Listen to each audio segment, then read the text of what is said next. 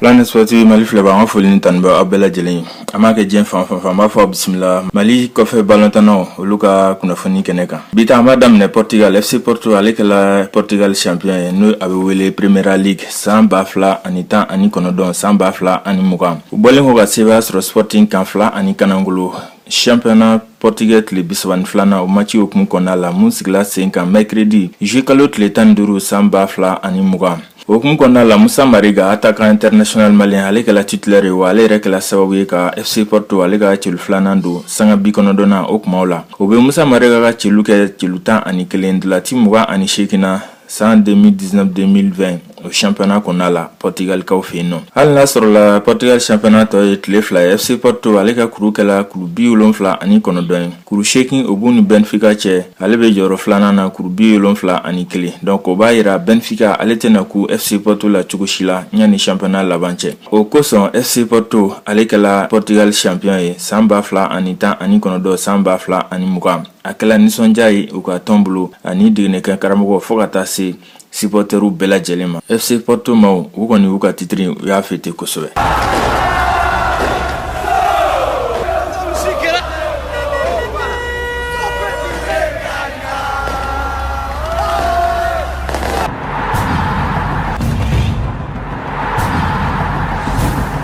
Kato Portugal Vitória Guimarães o tile 32nan kelen kadri kɔnɔna la Falaye Sako o b'ale ko fɔ n'ale défenseur international malien. A ka tɔn sa n'o ye Vitória Guimarães olu bina Benfica ɲɛkɔrɔ 2 ani kanangolo mardi juillet kalo tile 14 san 2020. Falaye Sako ale ye sanga 90 bɛɛ lajɛlen ta Vitória Guimarães maaw fanfɛla la. Ntolati kɔfɛ Vitória maaw olu bɛ jɔyɔrɔ 7nan na kuru 46 u b'u bolo.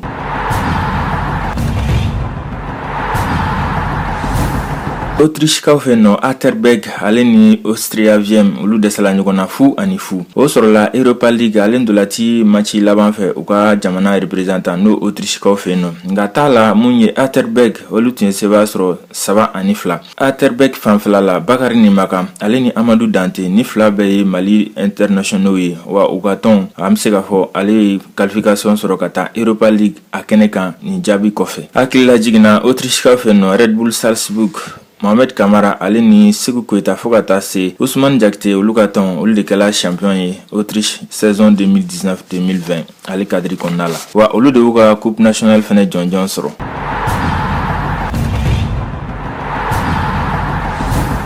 N'an bɔla Autriche an b'an kunda Turki kan. Turki kaw fɛ nɔ i b'a ka fɔ olu ka championnat tun bɛ tile 32nan na. Dimanche juillet kalo tile 12 Sivasspor ale ye sebaya sɔrɔ Fenerbahçe kan 2-1. Mun ye Sivasspor fanfɛla la Mamadou Samassa ale ni Mustafa Yatabare ni cɛ fila bɛɛ ye malien balontanna ye. U fila bɛɛ kɛla titulaire ye ndolatan in kɔnɔna la. Mun ye kunnafoni duman ye Sivasspor fanfɛla la Mustafa Yatabare ale ye celu 2nan passe décisive kɛ sanga 44 na. O sebaya kɔfɛ Sivasspor bɛ jɔyɔrɔ 3nan na kuru 58. U bɛ Trabzonspor kɔfɛ kuru 62 jɔyɔrɔ 2nan ani jɔyɔrɔ fɔlɔ tigi n'o ye Istanbul Başakşehir kuru 66 u bɛ olu bolo ni kuma la.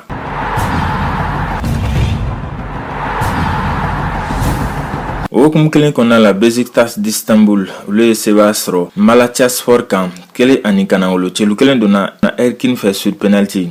Abdoulaye Diaby Aigle du Mali maaw ka kapitɛni ale ye sanga 90 bɛɛ lajɛlen ta Besiktas d'Istanbul maaw fanfɛla la. O sebaya kɔfɛ Besiktas ale bɛna jɔyɔrɔ 4nan na kuru 56 b'a bolo kuru 1 dɔrɔn de b'a ni jɔyɔrɔ 3nan tigi cɛ n'o ye Sivasspor ye Mamadou Samassa ale ni Mustafa Yatabare ka tɔn. O b'a yira k'a fɔ Turki championnat a laban fɛnɛ a jijalen don kosɛbɛ.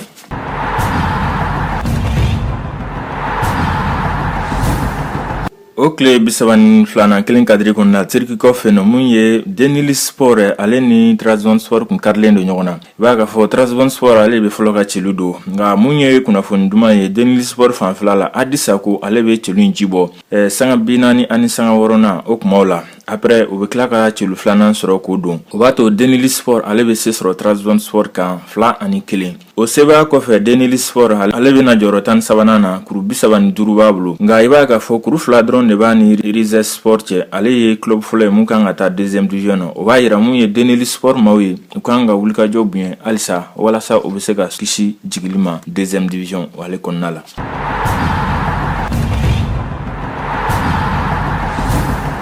Turkiya ma kuncɛ ni Gaziantep FK ale ka kunnafoni ye. Sulemani Jara ka tɔn ale ye filanin bi kɛ Kayseri Sport ɲɛfɔrɔla la 1-1. Sulemani Jara ale mun ye Aigle du Mali cɛmancɛ balontanna ye a ma ye kɛnɛ kan. O filanin bi kɔfɛ Gaziantep FK ale bɛ jɔyɔrɔ 8nan na kuru 42 o bɛ u bolo. U ka dɔbɔ o ye 2 ye.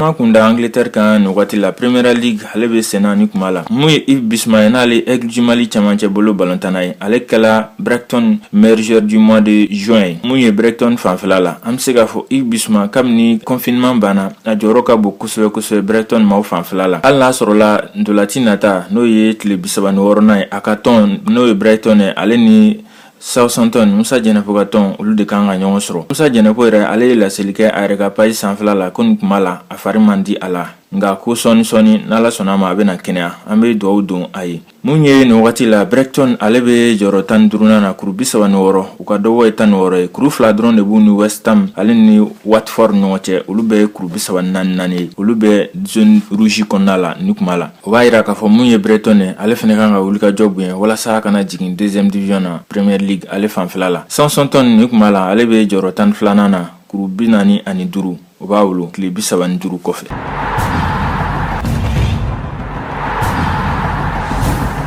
An bɛ taa Faransi nin wagati la mun ye RMC ale bɛ ka wuli ka jɔ kɛ walasa a bɛ se a ka sankura labɛn n'o ye saison 2020-2021. O kɔnɔna la juillet kalo tile 9 RMC ale se sɔrɔ 3 kan 7-1. El Bilal Touré ale mun ye champion d'Afrique malien junior fanfɛla la ale kɛra sababu ye ka celu 1 don mun ye RMC fanfɛla la sanga 40 ani sanga 3nan o kuma la. O kɔfɛ i b'a ye k'a fɔ RMC bɛ badenya balontan wɛrɛ kɛ lundi juillet kalo tile 15 u bɛ se sɔrɔ Rouen kan o la 7-7. Nka Zena o celu donba kɛla Boulaye Zeneli ale ni Banor ale y'a don a yɛrɛ ka kan contre la. Ndoladi nata o bolodalen no juillet kalo tile 18 RMC ale ni Dunkerque bɛ ɲɔgɔn sɔrɔ. RMC fanfɛla la malien balontanna wɛrɛw bɛ yen nɔ i n'a fɔ Musa Dumbuya fo ka taa se Vasiriki Sise ma.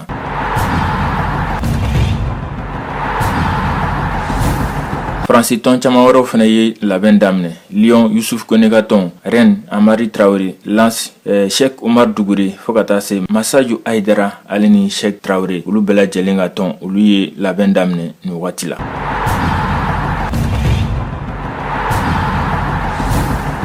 An bɛ to Faransi na an bɛ taa yɛlɛma na n'o ye transfert ye. Kwame Romeni Gessan ale fana international malien a ka tɔn n'o ye Lille ye ale ye a ta ka singa 3 ma tuguni. I b'a k'a fɔ san 2019-2020 o tɛmɛnen kɔfɛ sabula kabini san 2019-2020 o cɛmancɛ la a kun singana 3 ma n'o ye 2e division tɔn ye Faransi. U ka tɔn i b'a k'a fɔ u ye a singa in kurakuraya tuguni 3 olu fanfɛla la. Zena a kɛra san kelen n'o ye saison 2020-2021.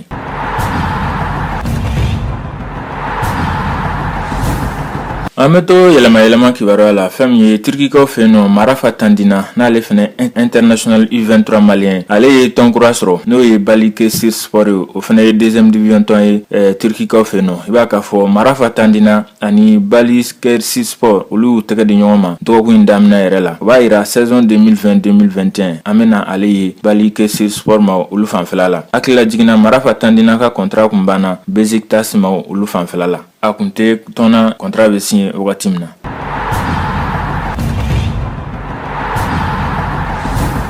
Bi kunnafoni an b'a kuncɛ ni FIFA ale ka kibaruya ye. Coupe du monde Qatar 2022 ale hukumu kɔnɔna la FIFA n'ale Fédération internationale de football association ye i b'a k'a fɔ ale ye kunnafoni sɛbɛntiya mercredi juillet kalo tile 15 san 2020 site web sanfɛla la k'a fɔ mun ye Coupe du monde Qatar 2022 a bɛ daminɛ novembre kalo tile 21 san 2022 ka taa bila décembre kalo tile 18 san 2022 Qatarikaw fɛ yen nɔ. O kɔnɔna la phase de groupe match olu bɛɛ bɛ sigi sen kan tile 12 kɔnɔna la. O b'a to ndolati jɛkulu bɛ ndolati kelen kɛ tile 4 o tile 4 kɔnɔna la. A ndolati fɔlɔ bɛ sigi sen kan Stade Al Bayt kɔnɔna la lundi novembre kalo tile 21 san 2022 13h waati olu yɛrɛ ka heure la. Bio feereli bɛ daminɛ 2020 ale laban na nka a bɛ sɔrɔ FIFA maaw yɛrɛ de ka site sanfɛla la. Final bɛ sigi sen kan Stade Lusail ale kɔnɔna la maa ba 80 i b'a k'a fɔ o bɛ se ka don ale kɔnɔ nka o bɛ ndolatan bɛ daminɛ 18h u ka heure la décembre kalo tile 18 san 2022 n'i y'a ta k'a lajɛ ndolaciw séquence o bɛ sigi sen kan heure min na globalement o de filɛ nin ye 13h waati 16h waati 19h wagati ani 22h wagati a bɛɛ ye Qatarkaw olu ka heure ye. O kɔnɔna la an bɛ dugawu don kɛ Aigle du Mali walasa olu bɛ se ka qualification sɔrɔ ka taa nin kɛnɛ ka cogo min na. A kɔni tɛ se ka kɛ cogo si la ni baara tɛ. A ye to Planet Sport TV Mali sanfɛla la walasa a ka se ka balontan kibaruya sɔrɔ Mali kɔnɔ ani diɲɛ kɔnɔna la. Aw kana ɲinɛ ka abonné aw ka chaîne kan walasa ni kibaruya bilala dɔrɔn a bɛ se k'a sɔrɔ.